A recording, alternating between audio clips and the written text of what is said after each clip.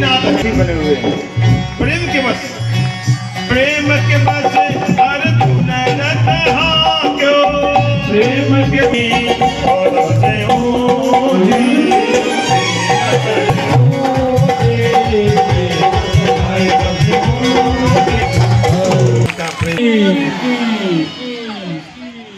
आज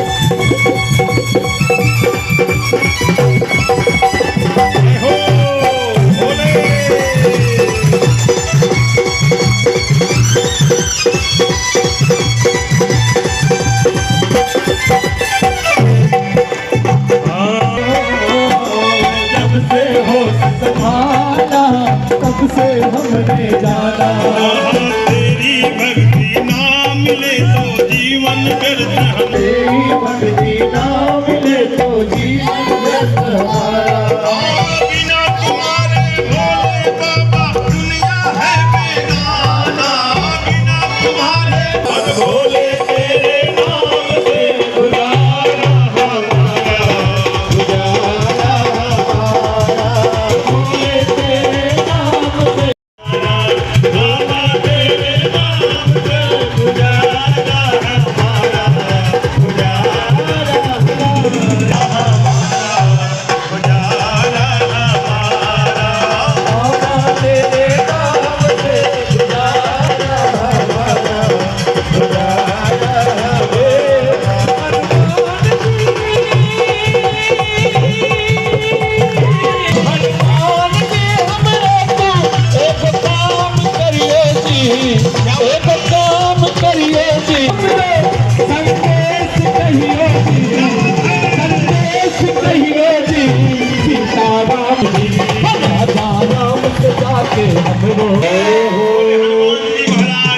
जय हो हनुमान जी का एक झांकी आप लोग देखिए।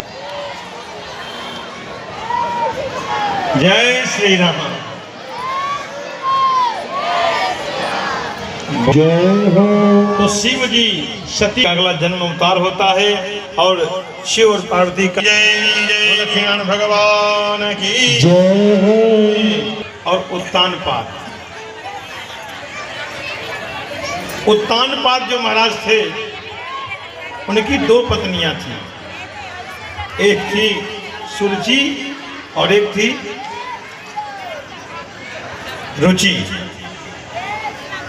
सुरुचि भाई राम हनुमान जी बैठे थक गए होंगे, बोले हनुमान जी महाराज की।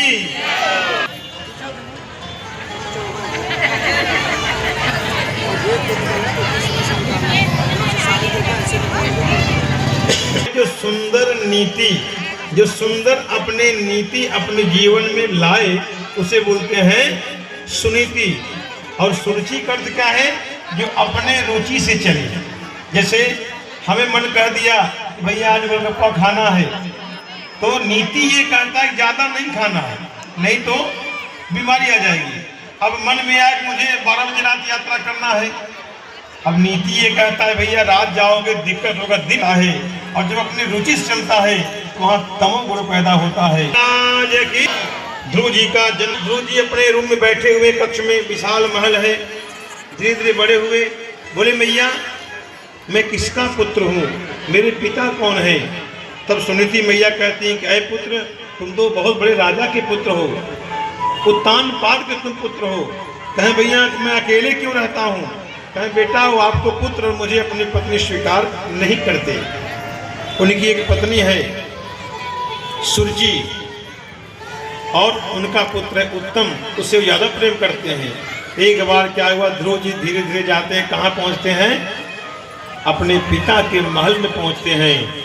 केकदा सुरचे पुत्रं अंगकमारोप्य लालयन् उत्तमं राजरोक्षन्तं ध्रुवं राजभ्यनन्दतः।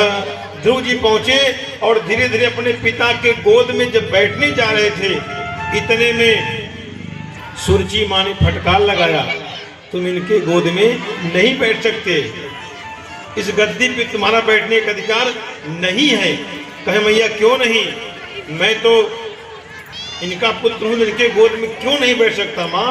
कहे तुम इनके पुत्र हो पर मेरे पुत्र तुम नहीं हो, अगर इनके गोद में तुमको बैठना है तो जाओ वन में तपस्या करो, जब भगवान प्रसन्न हो तो उनसे कहना कि हे प्रभु मुझे सुरची माँ के गर्भ से जन्म दे, जब आप मेरे गर्भ से जन्म लोगे तब मैं तुम्हारी माँ रहूंगी और तुम्हारे पिता रहेंगे।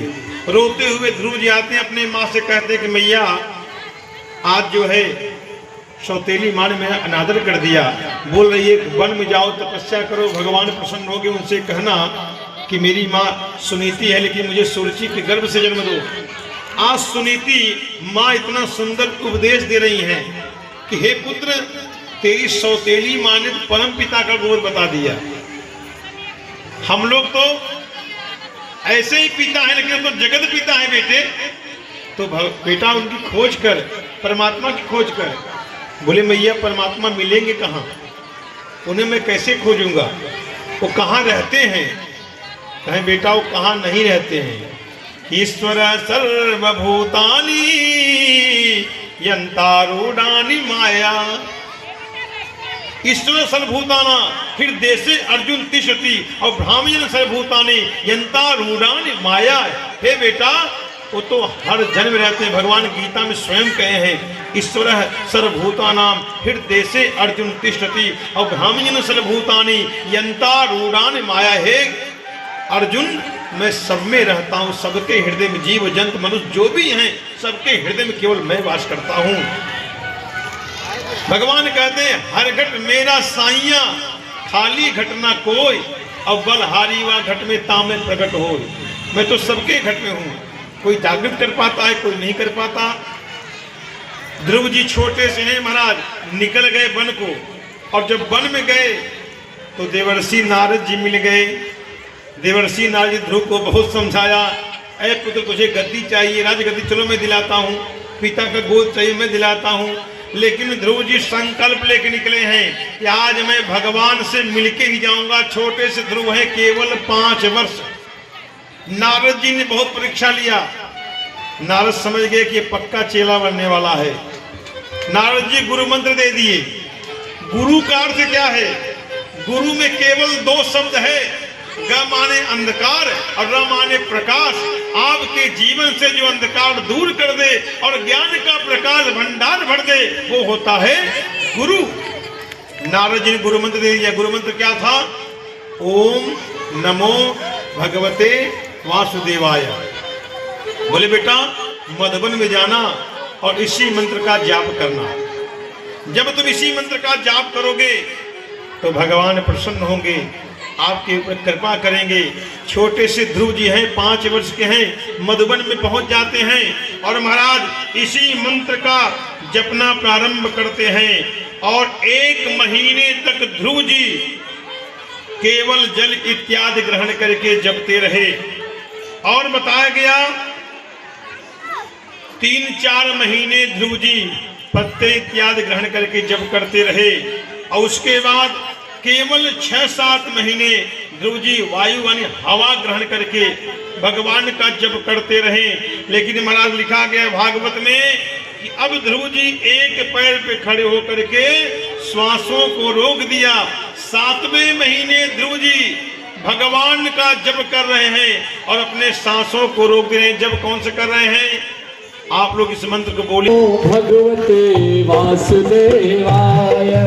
ओम नमो भगवते वासुदेवाय। ओम नमो भगवते वासुदेवाय। ओम नमो भगवते वासुदेवाय। ध्रुव महाराज इसी मंत्र को जप रहे हैं। 7वें महीने ध्रुव जी अपने सांसों को रोक दिए और जप रहे हैं, एक पैर पे खड़े होकर जप रहे हैं। मात्र उम्र है 5 वर्ष। जैसे ध्रुव जी अपने सांसों को रोका, पूरे ब्रह्मांड में देवी देवता जो थे सबकी सांसें रुक गई। हाहाकार मच गया कि क्या हो रहा है। सब लोग भगवान नारायण के पास पहुंचे, विष्णु के पास, और ध्रुव जो है भगवान का छवि अपने हृदय में बैठा करके जप रहे हैं। भगवान ने कहा आंखें नहीं खोल रहा है, तो भगवान जो उनके हृदय में वास कर रहे थे, क्षणिक भगवान ध्रुव के हृदय से बाहर आ गए। इतने में ध्रुव जी व्याकुल हो गए और ध्रुव की जैसी आंखें खुली, उनके सामने वही चित्र दिख रहा है भगवान नारायण का, जो उनके हृदय में विराजमान थे। लेकिन प्रिय भक्तों, ध्रुव 5 वर्ष से जप रहे थे। भगवान जब आए तो उनको ये ज्ञान नहीं था स्वागत कैसे किया जाता है, आदर कैसे किया जाता है। ध्रुव जी केवल एक मंत्र मालूम था, ओम नमो भगवते वासुदेवाय। भगवान समझ गए, ध्रुव जी की भावनाओं को समझ गए, और भगवान अपना शंख लेते हैं और उनके कपाल स्पर्श करते हैं ध्रुव जी के कपाल को, और ध्रुव जी परम ज्ञानी बन जाते हैं। और ध्रुव जी हाथ जोड़ के कहते हैं, प्रभु योऽन्तः प्रवेश मम वाचमिमां प्रसोक्ताम्, योऽन्तः प्रवेश मम वाचमिमां प्रसोक्ताम्, संजीवयात् किल भक्ति सुरस्तवाम्। अद्भुत जो है ध्रुव जी ज्ञानी हो गए। योऽन्तः प्रवेश मम वाचमिमां प्रसोक्ताम्। जब ध्रुव जी उनकी उपासना किए और मंत्र बोले और भगवान प्रसन्न हो गए। भागवत में लिखा गया है कि जैसे गौ माता जब बच्चे को जन्म देती है तो गौ माता अपने जिह्वा से बछड़े को कैसे प्रेम दुलार करती, वैसे आज भगवान त्रिलोकीनाथ ध्रुव जी को अपने गोद में ले लिए। सत्याशिषो हि भगवस्तव पाद पद्म मासेस्तथानुभजतः पुरुषार्थ मूर्ते, अप्येवमार्य भगवान परिपात दीनान्, वास्तवस्तकनुग्रह कातरोष्मान्। ऐसा दुलार प्रेम कर रहे हैं और भगवान प्रसन्न हो गए। हे पुत्र वरम बुढ़ियात, वर मांगो। कहे प्रभु जी बस आप अपनी कृपा करिए, भक्ति प्रदान करिए और मुझे कुछ नहीं चाहिए। कहे नहीं आप राज्य करो अभी, उसके बाद मेरे पार्षद बनोगे। 36,000 वर्ष तक ध्रुव जी राज्य चलाए, बढ़िया आनंद किए। उनके जो अनुज थे उत्तम, वो जो है इंद्र के कुबेर के जो पार्षद थे देवताओं के, उनके द्वारा उनकी मृत्यु हुई और ये चढ़ाई कर दिए। भागवत में आता युद्ध किया इन्होंने। उसके बाद स्वयं मनु आए, ध्रुव जी को समझाए, और जब ध्रुव जी का संपन्न कालपूर्ण हुआ, दिव्य विमान में ध्रुव जी जब बैठे और चलना प्रारंभ किए, ध्रुव जी ने कहा कि पहले मेरी माँ है जो मुझे भगवान का मार्ग बताया था, पहले मेरे माँ का कल्याण करिए। और मृत्यु के सिर पे पैर रख करके ध्रुव जी का स्थान दिया गया। आज भी जब विवाह होता है सब लोग बोलते हैं भैया ध्रुव तारा देख लीजिए। बोलिए ध्रुव भगवान की जय हो। पिता ज्ञानी थे, फटकार के बाहर निकाल दिया, लेकिन संमिल की पत्नी निकली, बोले प्रभु जल्दी यहाँ से जाओ, नहीं तो मेरे पति आ जाएंगे, जो आप झोले में लिए सब ले लेंगे, जो आपके थैली में पैसा इत्यादि है सब ले लेंगे। अजामिल के गांव में देखिए संघ का प्रभाव बहुत पड़ता है, आप लोग समझ लीजिए। अजामिल क्या था, लेकिन गया कहाँ? वन में गया। किस उद्देश्य से गया? पूजा के लिए, फूल लेने के लिए गया था, लेकिन वहां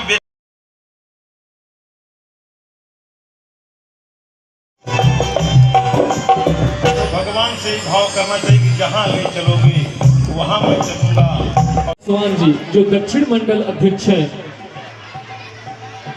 भाजपा के दक्षिण मंडल के अध्यक्ष हैं, वो यहाँ व्यास पीठ में उपस्थित होकर व्यास जी का आशीर्वाद प्राप्त करें। इनके लिए जोरदार ताली से स्वागत कीजिएगा। ऐसे ही धार्मिक कार्यों में इनकी उपस्थिति होती रहे। और अब हम बुलाना चाहेंगे श्री अशोक सिंह पत्नी बिंदु सिंह जी। अशोक सिंह पत्नी बिंदु सिंह जी महाराज जी से आशीर्वाद प्राप्त करें व्यासपीठ से। और कहते गुरुदेव चिंता मत करिए और सुरक्षित ढंग से यहाँ पहुँचाए और समय भी दिए। ये साक्षात हनुमान जी हैं कलिकाल के, इनके जोरदार ताली स्वागत करेंगे। और ऐसे इनका नाम है मंगेश। इनके अंदर जो है 9वां भक्ति है। 9वां भक्ति क्या है? सब भक्ति तो व्यक्ति कर सकता है, लेकिन 9वां है सरल। व्यक्ति के जीवन में सरलता होना बड़ा कठिन है, लेकिन इनके अंदर मैं देख रहा हूँ 9वां सरल सब क्षण सहीना और मम भरोसे हर्षण दीना। ये ऐसे सज्जन महानुभाव हैं और बीजेपी के उत्तर भारत के यहाँ अध्यक्ष हैं। इनका यत तत् सर्वत हर जगह ये खड़े रहते हैं। इनके लिए जोरदार ताली स्वागत करेंगे मंगेश यादव जी के लिए। जी रीता विश्वकर्मा जी, इनके लिए जोरदार ताली भैया, जिनका स्वागत व्यासपीठ से हो रहा है। और अगला नाम है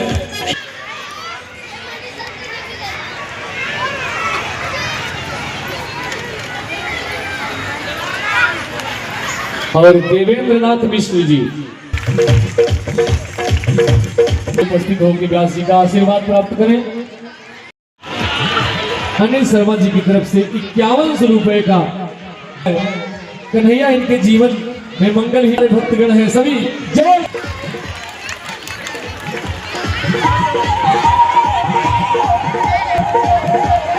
भगवान की है आरती, पापियों को पाप से है तारती। श्री भागवत भगवान की है आरती, हरि बोल। को पाप से है तारती। हे अमर ग्रंथ ये मुक्ति पंथ ये पंचम वेद निराला, नव ज्योति जगाने वाला। ये पंचम वेद नौ ज्योति जगाने वाला, पंचम वेद निराला, नव ज्योति जगाने वाला। ये अमर ग्रंथ ये मुक्ति पंथ ये पंचम वेद निराला, नौ ज्योति जगाने वाला। हरि नाम यही, हरि नाम यही, हरि नाम यही, हरि नाम यही, जग के मंगल की आरती। श्री भागवत भगवान हर दर्श कराने वाला, सुख करनी है दुख हरनी, सुख करनी ये दुख हरनी। श्री मधुसूदन की आरती, पापियों को पाप है आरती। श्री भागवत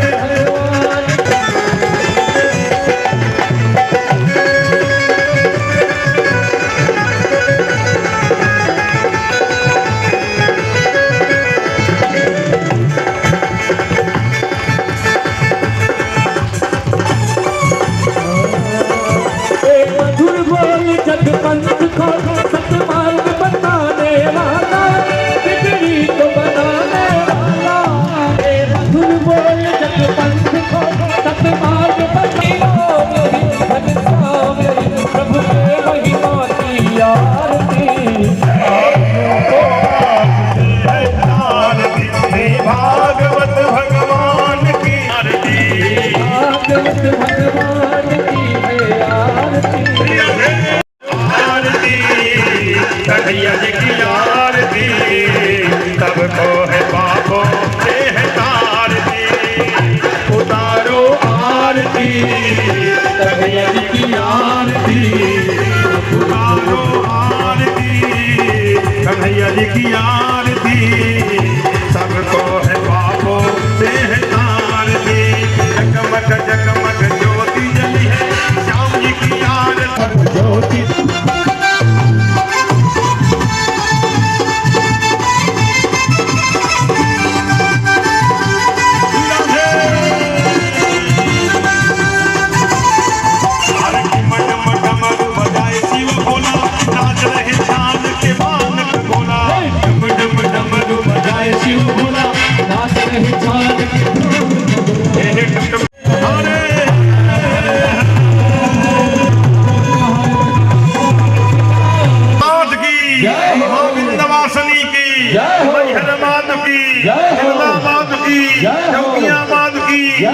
वीर महाधाम की महाराज की महाराज की देवी की जीवनानी माधु की वैष्णो जी महारानी की अन्नपूर्णा माधु भेदवालिका भगवान की दत्तात्रेय भगवान की गंगा मैया की तुलसी मैया की गिरिराज प्रयाग की वैदिक सनातन धर्म की, आए हुए सभी भक्तों की, यज्ञों की, भारत माता की, नमः हर महादेव।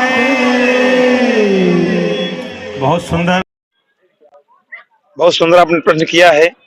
हमारे काशी क्षेत्र में ही एक मार्कंडे जी का महामंदिर है। आपने सुना होगा मार्कंडे महादेव। और मार्कंडे महादेव का ये बताया गया है कि यमराज भी वहां हारी मान गए। कैसे कि मार्कंडे भगवान का उम्र बहुत कम था और शिव जी को जप रहे थे, लेकिन जब उनका अवधि पूर्ण हुआ उम्र, तो यमराज आए और मार्कंडे जी को लेना शुरू किए, ले चलना। लेकिन इतने में शिव जी शिवपिंड फोड़ के निकले, शिवलिंग से निकले, यमराज को मृत्यु सैया पे सुला दिए। हाहाकार मच गया कि यमराज जब नहीं रहेंगे सृष्टि चले कहीं, भाई जो कैसा कर्म कर रहा है कैसे ले जाएंगे। तो सब लोग शिव से प्रार्थना की भाई यमराज को जीवित करें। तो शिव जी ने कहा पहले मेरे भक्त मार्कंडे को जीवित करें, तब मैं इनको जीवित करूंगा। तो शिव जी में ये सामर्थ्य है। सबने कहा प्रभु आप ही जीवित करिए दोनों जन को, तो भाभी मेट सके त्रिपुरारी। आज भी यदि मार्कंडे महाराज जी कोई दर्शन कर ले, गंगा स्नान वहां करे, किसी के संतान न होता हो तो संतान की प्राप्ति हो जाती है, मनोकामना पूर्ण हो जाता है। कि श्लोक में आता है कि मार्कंडे महाभाग सप्त कल्पांत जीवन आयु आरोग्यम ऐश्वर्यम। वहां सब कुछ व्यक्ति दीर्घायु हो जाता है, लंबी आयु हो जाती है, और यमराज वहां डरते हैं उस मंदिर में आने के लिए। यानी ये शास्त्रार्थ बता रहा है, ये धर्म कह रहा है, ये बताया जा रहा है कि काशी नगरी में ही मार्कंडे महादेव का दर्शन करिए, वहां यमराज भी हारी मान के गए हुए हैं। आपका जो प्रश्न है यमराज, तो यमराज नहीं कह सकते, काल भैरव आप कह सकते हैं। काल भैरव एक कोतवाल, काशी की कोतवाल कहे गए हैं। और भैरव अगर देखा जाए तो आप जब देवी महापुराण पढ़ेंगे तो उसमें आता है कि भैरव जो हैं ये शिव जी उनको रखे थे रक्षा के लिए।